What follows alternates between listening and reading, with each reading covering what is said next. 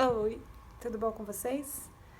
Passando aqui por um convite da Mila para aguçar vocês num assunto novo, que é para falar de trauma, de restauração no trauma, o meu entendimento sobre isso e tudo que a gente vai preparar para vocês nesse simpósio de janeiro, para a gente começar a trazer um vento dessa ideia, um vento dessa informação, para ver como é que a gente vai elaborar isso.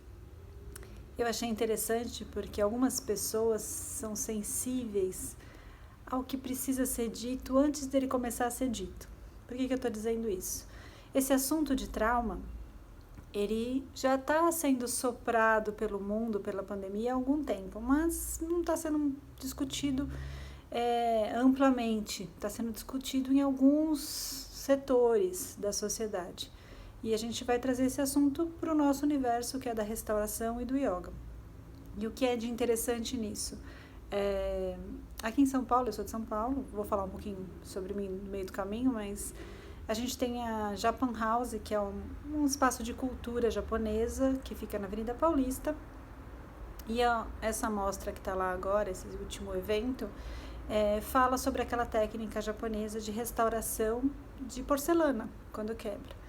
Né? E essa técnica, que é uma mistura, quando um vaso muito raro, muito precioso se quebra, eles têm especialistas nesta técnica que restauram com ouro em pó, laca e cola. E esse vaso que já era valioso se torna mais valioso após uma restauração. Então, após um trauma, após se quebrar, após uma fissura, após o tempo rachar, acontecer qualquer trauma nessa porcelana, nesse vaso, nesse material, ele é cuidado de uma forma muito delicada e preenchido, né, onde faltou material até para ele colar, se restaurar, com ouro. E aí fica mais valioso. Esse é um olhar, mas o olhar da filosofia sobre essa técnica é a aceitação do imperfeito, né? É começar a aceitar as imperfeições e olhar amorosamente para as imperfeições e olhar para as imperfeições de uma forma valiosa.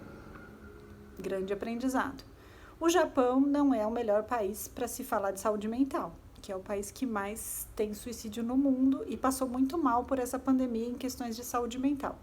Mas tem pinceladas filosóficas interessantes, e essa técnica é uma delas. E eu sou fisioterapeuta e tenho um olhar dentro da fisioterapia sobre a restauração de um corpo que sofreu um trauma, muito ligado ao afeto, ao toque, ao tempo, à funcionalidade da vida depois de um trauma e a importância de viver, né? A dar sentido para a vida, para um corpo, para um movimento após um trauma. Mas dentro da fisiologia, dentro da neuroplasticidade, dentro do aprendizado motor, é um caminho que a gente tem dentro da fisioterapia de entender o trauma.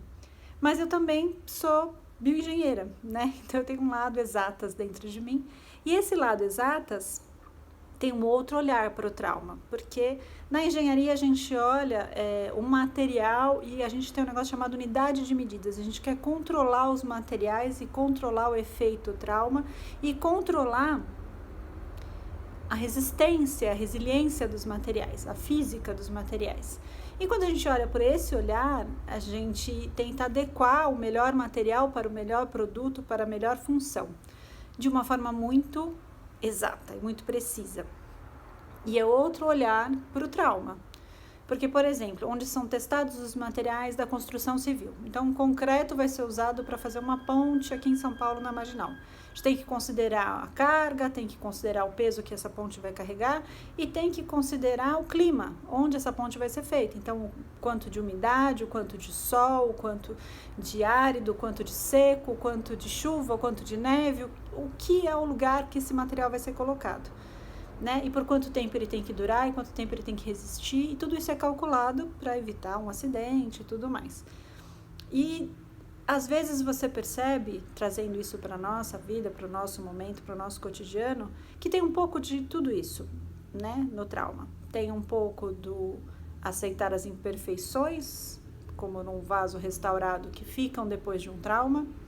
tem a aceitar as funcionalidades ou o nosso papel social depois de um trauma, como diz a fisioterapia. A gente tem que repensar o nosso lugar e a nossa função do corpo e o nosso papel na Terra, a nossa profissão, se tudo isso ainda é adequado, ainda é ajustado, ainda é possível depois do trauma. E na engenharia, às vezes a gente tem que entender que a gente era o material certo no lugar errado. Então, às vezes o trauma foi por um erro de cálculo, por um erro de trajeto, por um erro de planejamento. E tudo bem, porque também a gente aprende que esse material não funcionou nesta ponte, neste lugar, para este clima.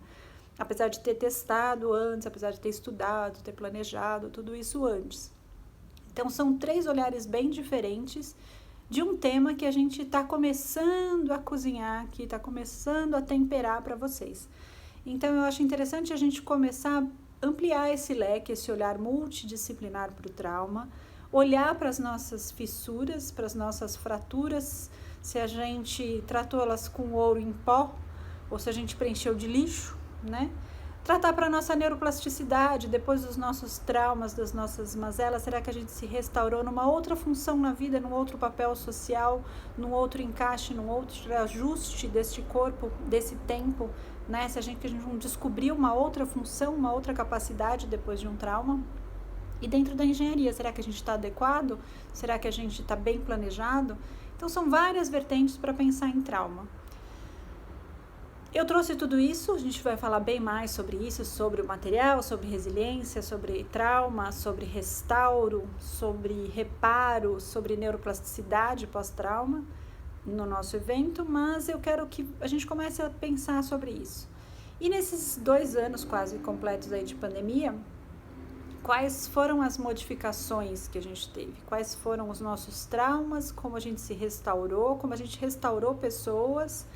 Que material a gente usou para restaurar essas pessoas? Né? Foi só o material do yoga? Foram só os equipamentos? Foram só os pesos, os blusters, os paninhos? Ou a gente restaurou com muito amor, muito afeto, deixando essas pessoas mais valiosas do que elas eram antes? Né? Então, é para a gente pensar sobre tudo isso nesse processo de restauração, né? Dentro da plasticidade, quando a gente restaura e a gente pensa num corpo que faz asanas, que faz exercícios, que tem movimento, que ressignificação funcional a gente deu para esse corpo pós-restauração, pós-trauma? E que adequação a gente deu pós-restauração, né? Que avaliação a gente fez dos nossos materiais internos, dos nossos recursos internos, do tamanho da nossa resiliência depois de uma sessão de restaurativa, numa sessão de pensar sobre o trauma, de falar sobre o trauma. Então, a gente tem várias possibilidades de olhar para o trauma, né? Entender que o trauma desses 2 anos e os traumas outros todos da vida, as nossas perdas e as nossas separações e as nossas rupturas, né, são todas preenchidas de alguma forma, né? São todas preenchidas, restauradas, são todas reabilitadas, são todas estimuladas a um caminho novo. Então, acho que tem várias formas, tem vários formatos da gente ressignificar a nossa existência depois de um trauma. E vamos falar mais sobre isso, né? Vamos trazer um pouco da cultura chinesa, japonesa, indiana, americana, europeia, né? O que mais que a gente vai colocar sobre esses processos de se restaurar? E o tempo é muito sábio também, né? O tempo fala muito, a gente está restaurando coisas, talvez na política, talvez na sociedade, talvez nas relações, que foram fraturadas há muito tempo atrás e que têm raízes profundas a serem restauradas e ressignificadas. Então, é o tempo todo olhando para os traumas, restaurando os traumas, preenchendo as fissuras e o tempo todo falando sobre a aceitação, né? Como o vaso que ficou diferente, como o vaso que ficou quebrado, que ficou remodelado, diferente na sua estampa, na sua cor, entrou algo dourado, precioso, né? Será que a gente sempre sai de um trauma precioso? Será que a gente sempre sai de um trauma melhor? Será que a gente tem obrigação de sair de um processo traumático uma pessoa mais evoluída? Será? né? Eu também me questionei bastante isso na pandemia, no que eu me tornei pós-trauma pandêmico, né? Pós-trauma e de tanto cuidar de tantas pessoas. O que a gente tem que aprender a aceitar? Eu tive que aceitar que eu não me transformei em algo melhor. Que eu não me transformei numa pessoa melhor, mais evoluída, iluminada, esbanjando luz. Que eu fiquei mais impaciente, mais intolerante, mais irritada, mais insuportável para algumas pessoas e com uma tolerância muito baixa a alguns processos que para mim eram cotidianos, hoje eu não convivo mais. Então, o que mais será que a gente tem que mergulhar nesses traumas? O que mais que a gente tem que olhar, né? Então, são mecanismos bem profundos que a gente vai propor aqui de conversa. Da minha experiência, eu como fisioterapeuta, como professora de yoga, como manejo de estresse, como foi para mim trabalhar com esse trauma da pandemia? Eu atendi as duas facetas do trauma, o profissional de saúde e o paciente sequelado, né? Eu sei dizer que se é o paciente com sequelas, o profissional de saúde também tem sequelas, todo mundo sai com sequelados com sequelas diferentes. O profissional da saúde, apesar de ter todo um significado, né? Parece esse vaso cheio de ouro, ele ficou resplandecente, ele ficou todo exaltado como um herói na pandemia, mas dentro dele, né, ele está repensando que lugar foi esse, repensando o reconhecimento, repensando a carreira, repensando tudo isso, e num nível de esgotamento emocional, de uma fadiga do cuidador enorme, né, era uma fadiga de empatia que eu nunca tinha entrado em contato antes, né, e não sabia nem por onde começar a tratar uma fadiga de empatia, uma fadiga do cuidador nesse nível, porque ela não tinha fim, né? Quando chegou o ano passado, que ninguém aguentava mais, veio esse ano pior ainda, mais cansativo ainda, né? E não tinha para onde fugir. Então, eu acho que a gente vivenciou dentro da área de saúde uma situação de guerra realmente. Estamos nesse momento partilhando de um pós-guerra, de um trauma de guerra, de um trauma de perda, de um trauma de guerra profundo, que vai deixar sequelas nos profissionais da saúde por anos, né? Saúde mental é pauta de qualquer RH, de qualquer hospital e de muitas outras empresas, mas na área de saúde muito mais.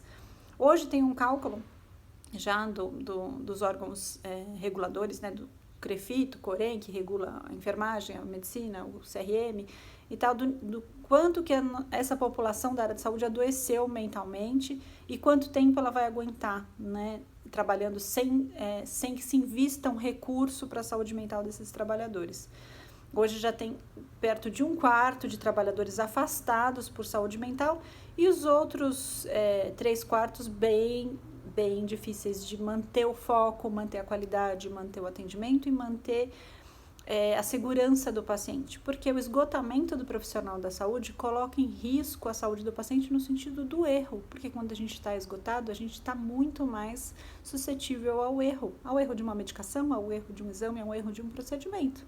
Isso também é outro fator que estressa o profissional da saúde, porque ele sabe que ele está suscetível ao erro e ele fica mais estressado. Então, trabalhar o descanso orgânico deste profissional foi fundamental. Então, aqui eu trabalhei muito esse descanso orgânico e eu ainda não consegui chegar numa etapa de uma restauração psicoemocional ou de uma ressignificação para esse processo. Por enquanto, a gente está tentando restaurar o cansaço ainda da pandemia, o esgotamento, né? Aquela coisa, a ressaca ainda. Não chegamos num nível um pouquinho mais de ressignificação. Os pacientes, sim, ainda estão nesse processo mais convencional de reabilitação, então não é um território tão estranho, né? Olhando no meu olhar de terapeuta, ressignificar a função desse corpo, ressignificar o que sobrou desse corpo, como ele vai se adaptar, como ele vai trabalhar, se ele dirigir, se não vai mais dirigir, se fazer isso, se vai fazer aquilo, se não vai fazer, se vai mudar de profissão. Então a gente está nesta camada de restauração. E a gente tem que pensar em nós, restauradores, terapeutas, psicólogos, pessoas que estão segurando esse processo de saúde mental sem antes ter uma ideia do que estava vindo, né? E a gente tem aí 1 ano para entender trauma. E eu acho que a ideia de trabalhar um simpósio, a ideia de a gente começar a debater trauma, é o momento agora, porque a gente precisa se preparar mais, a gente precisa ter mais recursos, a gente precisa ter mais partilha, a gente precisa ter mais troca entre os profissionais da saúde mental para levar um recurso para o ano que vem, para outro ano a gente tem aí talvez 3, 4 anos tratando o que sobrou desse processo traumático. Então vamos se abrir para essa discussão, vamos estudar, vamos se preparar mais para levar a régua desse simpósio e nos curarmos desse processo para poder ser cura, estender esse espaço de cura e de afeto e de amor, que a gente seja nesse simpósio aquele pozinho de ouro com laca e cola, né? Colando os caquinhos aí para a gente brilhar num processo de restauração, ressignificação da vida, do planeta, das pessoas e ter paz, né? Para fazer esses processos. Então sejam bem-vindos, aguardo vocês em janeiro, tá bom? Um beijo!